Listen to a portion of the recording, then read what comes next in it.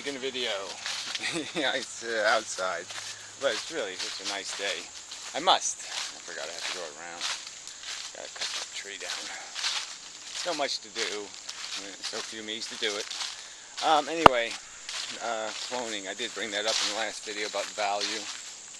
And it is a good mechanism for understanding, getting a perspective on things and recognizing the subject for what it really means when you're talking about the interactions between humans.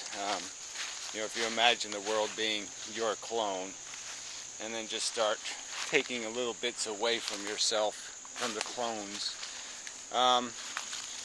it does, what the hell am I? This ain't gonna work. Yeah, I'm in the middle of the fricker of hell, in shorts. Yeah, it really is a beautiful day. Ow. Ow. I don't think this will work, but I'll try it anyway. Sorry. Where was I? I ended up way over here. Anyway, it's, this is a much easier to navigate tree. Yeah. Yeah, so I'm just saying, obviously if you had a bunch of clones of yourself in the world, you'd be, conscious of the value exchanges. You wouldn't want to do anything to harm yourself, essentially. You'd always be aware of the fact that there's no difference between them and you, and, there's no way of evading something by imposing it on them. That would logically occur to you that just won't work.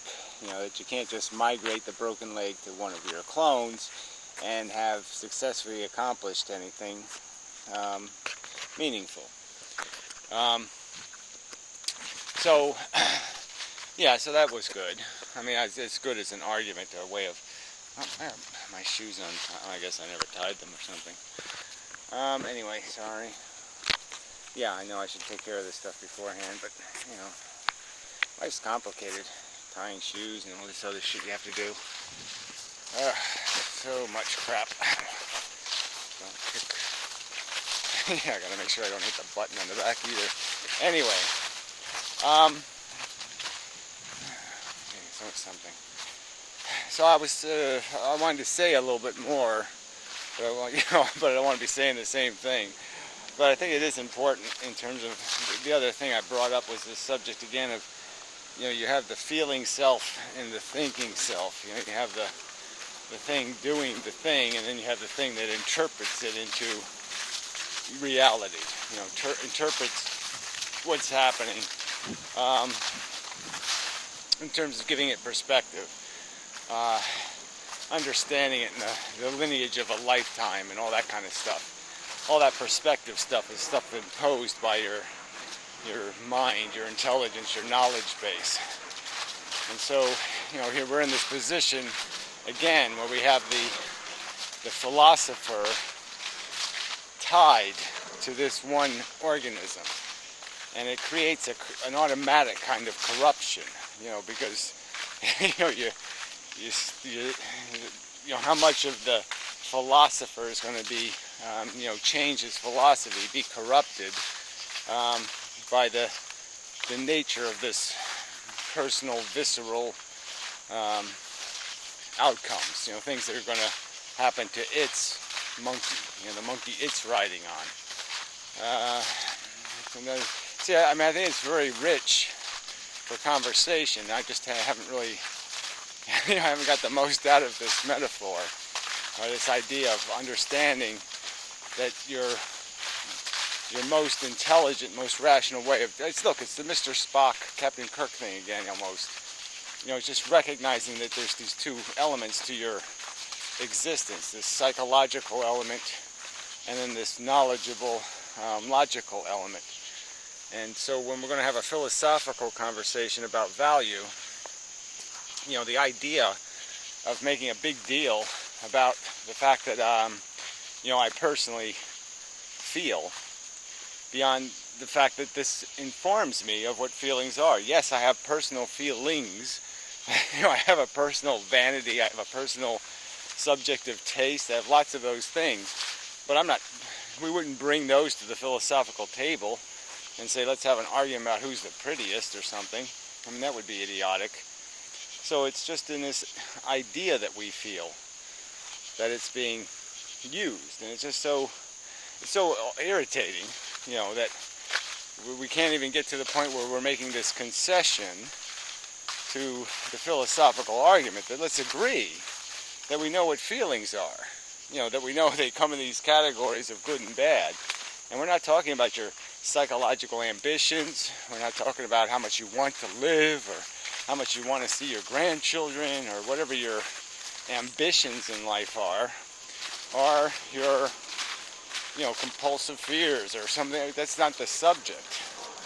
The subject is, what do we do in living? And we experience. And we experience pleasant and unpleasant things. And depending on your status in the world, it could be stated as a philosophical presumption or statement or premise.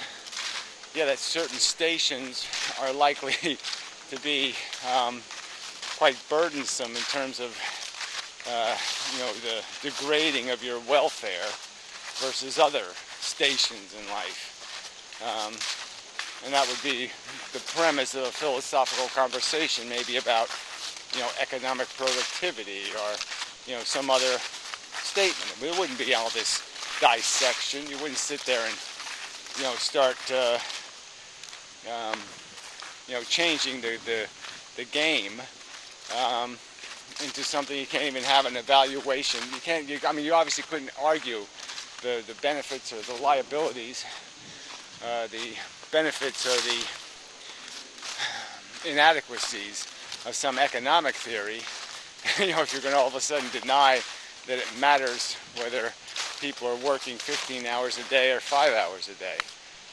I mean, if you're going to take away the meaning of the reality of those state changes, the fact that they have a reality to them, that being in a different state means something, that having to work 5 hours means something compared to working 15 hours, you can't talk about the economy. So I'm just saying you can't have a philosophical conversation about value or human interaction if you're going to deny the fundamental nature of the interactions and the exchanges, which are, we have to endure negative, unpleasant sensations to facilitate the possibility, at least the possibility, of some positive gain. And that for human beings, the other complexity of this base system, the base would be just these, what do we feel every day, is when you get into the whole argument about our psychology and what are we addicted to, what are we dependent on, what are creating our feelings. So the fact that people have angst or worry regarding their mortality or some other kind of issue, well, that's a personal psychological issue. It's not really a philosophical issue, beyond explaining contextually, that you could just explain the nature of your non-existence before you got here, and the fact that there's no evidence that where you were was a bad place. You don't have any burn scars at birth. But I'm kind of going a little left of where I was heading. So maybe I'll stop here and add some more later and whatnot. Seems a reasonable approach. So I'll go for a little running again. For this late in the year, lovely day. Anyway, until next time. Such. Yeah, back. Yeah, this really is humid, warm. Kind of overdressed. Anyway. So what were we? Oh yeah, the mind over the matter thing. But yeah, it just seems. Well, I guess everything has to be explained. Obviously, you can't just say suffering sucks and people don't get it. You're saying, wow, I'm saying, wow, didn't think I'd have to go there. So I guess explaining that your brain contextualizes things, is capable of recognizing that if I do make a clone of myself, and he's right over here, and that that's really me over there. I mean, if he has my personality and my thoughts and my everything, and we're just going to go our separate ways now, it would be just as if I was going my separate way. So I couldn't really, there'd be no economy in me thinking of trying to cheat him. Every deal I made with my clone would have to be kind of straight up because I can't win by cheating myself, kind of thing. And the logic of just recognizing, once you recognize that your feelings aren't special, that you're not the only person capable of suffering, not even that you're not the only, that you're just in a sea of it. It's a mass of it out there. And just recognize that when that's happening to other people, there's no rational equation that makes it sensible to think it's not real. It doesn't mean something. It's not just as important as if it was your clone or you. Yeah. So anyway, I've already done this argument so many times. I mean, you can certainly despise other humans. You can think other humans are garbage because they have lousy thought programs running in their heads, their brains. But the fact that they're sentient, they feel, you can't undo that. You can't just come up with some rhetoric to make it go away and say it doesn't matter if I hurt them, it doesn't matter if they suffer. I mean, outside of some sort of context where you're, pretending you're going to educate them with some pain. I mean, obviously it can be educational. Suffering does enlighten you. It does make you aware. Each level of it you experience, you sometimes, it does wake you up in a sense, startle your perceptual mind. When you have moments where you say, gee, I didn't think it could get that bad. I mean, I've had a couple of those plateau moments in my life where, you thought you knew what pain was, and then you had the real deal dumped on you, and you said, oh shit, this is what people are enduring, or, you just had a whole new appreciation for how bad it can be. Yeah. So I'm just saying, so once you've tasted it, I guess I'm just saying that once you have some kind of idea of the range of sensual experience, pretty much you can imagine, your worst day multiplied by 2 weeks or something, and saying, gee, yeah, I couldn't stand that, or some other kind of scenario where you get some sort of perspective, kind of recognize that, it does have there are limits to tolerance, limits to endurability, but that's when it gets a little bit contextual for the psychology, because most of what, not most of, it's the wrong way to start the sentence, I suppose. We're in this dilemma where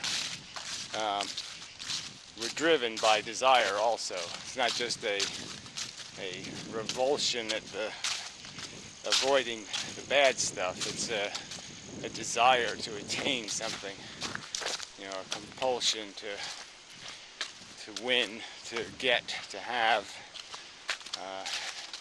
Even the more short-term kind of, you get hungry every day. And then you have these bigger hungers that are longer and more long-term in terms of their gratification. And it's those motivations that propel you into risk and propel you into accepting that you will have to pay a price for your comfort, your satisfaction, your satisfied ambition. But the real, I guess, the real game of ethics is those decisions you make that will affect others, and how presumptive you're allowed to be in terms of what you say or believe, how you rationalize, how they'll receive the gift of your influence. Yeah, I guess you could put it that way. Yeah, it's sort of a separate subject, though.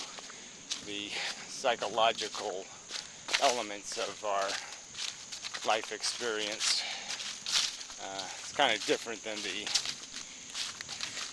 truth of it, which is kind of the visceral part. What did you really feel is all that's going to matter in the end. When you really calculate the game the rats are playing, you know, we're just migrating through the maze, and you really just calculate the damage. You know, like you know, you could say, you know, that one lost its right leg, and this one lost its left leg, and this happened to that one happened to this one, and you could do that kind of with our experiences. You know, did we get Lyme disease 5 times, or, you know, did we get ALS, or did we have cancer 3 times, and did we have this, and did we do that? And that'll be sort of the score of our life, and the other side of the slate will be whatever your achieved ambitions were,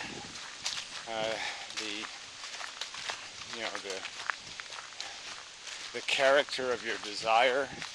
Yeah, I mean, that's, you know, I said it with making a face. The character of your desire. Yeah, because desire is such a silly, you know, ponage mechanism. I mean, it's just the DNA owning you. You know, this whole ego crap and ambition crap, and, you know, it's just such a, you know, it's such a you know, it's just such an imposition. It's such a not something intelligence would say, oh yes, let's make you feel like shit until you get, you know, your gold star next to your name, or whatever the crap is to keep you playing. Can't die until I get my gold star. Yeah, which is just, you know, so stupid. Yeah, see, it's kind of hard to separate the subject of value from this mechanism of desire, because the mechanism of desire doesn't allow us to do an honest evaluation of value. It corrupts our perception of value. If all we knew were the next 5 minutes, if all there was going to be is 5 more minutes, you know, our value judgments would be very different. And, you know, we'd be much more interested in just being sensually comfortable than worrying about any bigger desires of what does everybody think of me, or, you know, did I, you know, accomplish something, or all that crap would kind of be useless, and you'd be kind of just thinking about, you know, how to have the, you know, how to set yourself up to be comfortable with the transition kind of thing. It would be just much more immediate, and it would be less of these corrupting desires to tell you what has value. You would kind of know that what has value is how comfortable am I. Yeah. I mean, it's kind of like when somebody says something like, you know, if you have your health, you have everything. You know, it's a cliche, and it's a reductionism of sorts. But it is quite true in many ways, and it, you know, so I'm not mocking it. But it's just such a simplistic reduction of the complexity of our life to this idea that, yeah, it's you got nothing, you know, if you don't have a foundation, you know, and your health is the foundation. yeah, kind of. And so it's like in those moments where you kind of lose appreciation, you know, where you're wanting for something bigger and better and bolder and all that kind of crap, and you're not appreciating, you know, you're lucky you know, to have what you got. And so those kind of value judgments are personal, and they're not very logical. I think we can be, you know, we can do what I just did, which is sort of attempt to, you know, extract it, you know, from the psychology and try to recognize that, you know, in the end it's all just a head game. You know, it's all just your brain that creates all of this noise, and that sometimes you can turn a knob here or there and change the noise, change the sound, you know, and make a very simple game quite playable, quite profitable in terms of your state of being. Yeah.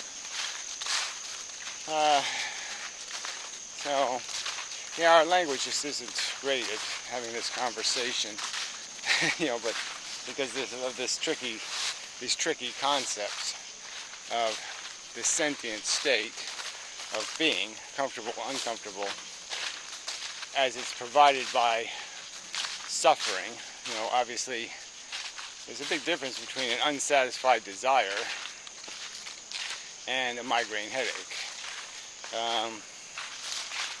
You know, and we don't necessarily have good words to describe these different kinds of pain, these different kinds of unpleasantness.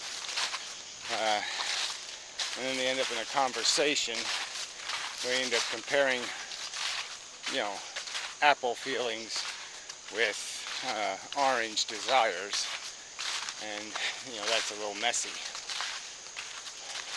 But again, in the end, I think the, you know, mouse-rat metaphor works in the sense that you can kind of see a life in hindsight, and you can, in overview, start measuring and counting up the damage, you know, the bad stuff, and calculate a solution.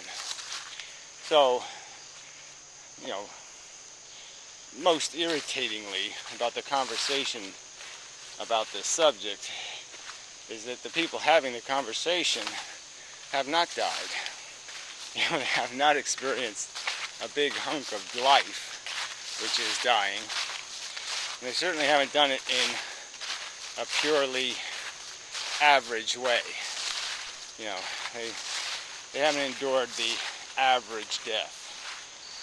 And yet they're judging and saying, you know, it's all okay. It's not a big deal. Even though I haven't done it, it's not a big deal.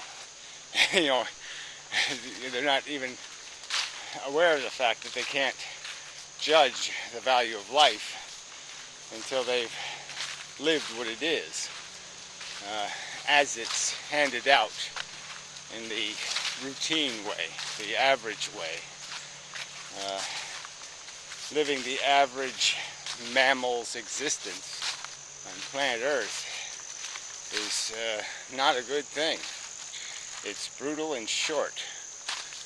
And, you know, that's where this value thing is important. Can't go that way. Well, I can, but the risk to reward is limited. Where this is the safer bet, except for the prickers. I have to navigate. Pricker, pricker, pricker, pricker, pricker, pricker, pricker. Anyway, so I guess that's enough for this installment.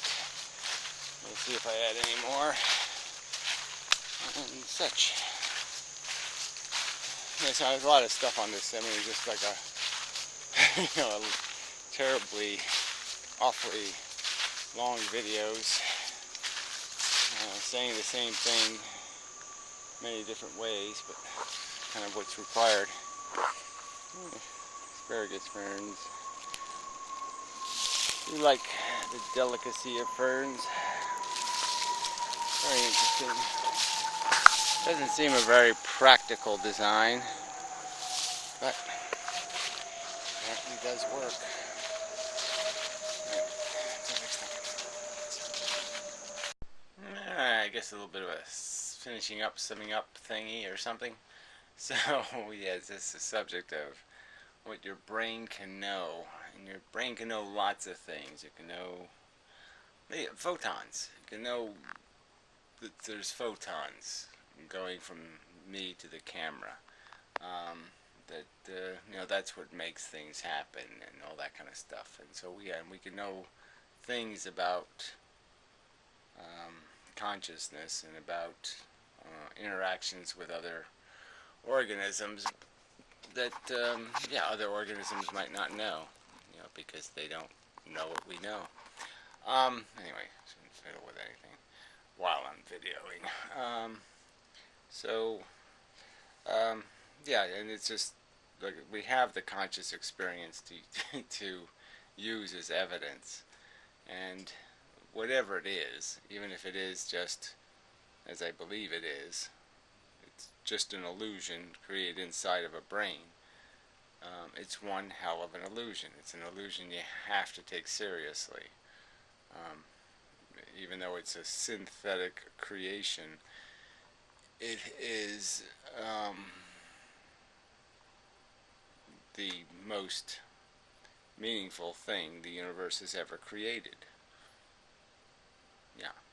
I mean, it's value rich. Let's say the most value rich thing.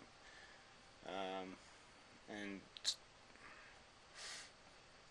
yeah, I don't think it should need any further. I mean, I just don't think I should have to explain to conscious beings the fact that it means something, their consciousness, and that they know for a certainty that it would be a bad thing if they were to experience horrible suffering for no good reason. They would know that. That would be a meaningful waste, a waste of something meaningful. And as soon as I've accepted my consciousness being meaningful, it takes no intelligence whatsoever, a very minor amount of intelligence, for me to extend that knowledge to the realization that the other humans are sentient and that the other animals are sentient, and their welfare, their comfort is important. Not what they want, not what they desire, not even what their sensibilities are, what makes them happy or what makes them sad or what makes them, what's the right word to use, feel, but the feelings themselves are meaningful, even if the things they're feeling about aren't. I guess that's a way to put it. Anyway, that'll have to do. Yeah, seems I've been over it before, so I've done enough videos on this, I think, to,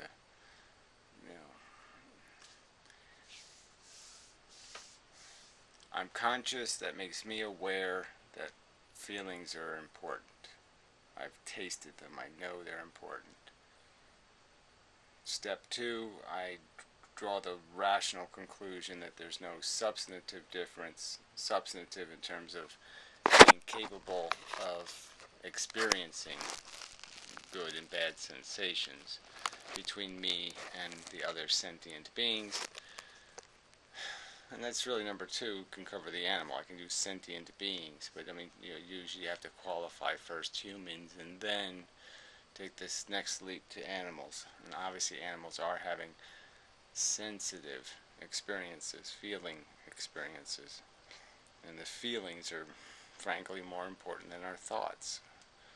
What we think isn't nearly as important as what we feel. the only thing important about thinking is that it gives you the ability to recognize how important it is to maximize your effect on the feeling organisms you're coexisting with, and that you will implicate in going into the future their welfare. But that's where the value is. Yeah, no, that's enough. Alright, till next time. This lens isn't bad, but I have to have it sort of stuck on there with a kind of rubbery glue, and seems like a good temporary solution that I don't want to have to change into a permanent one.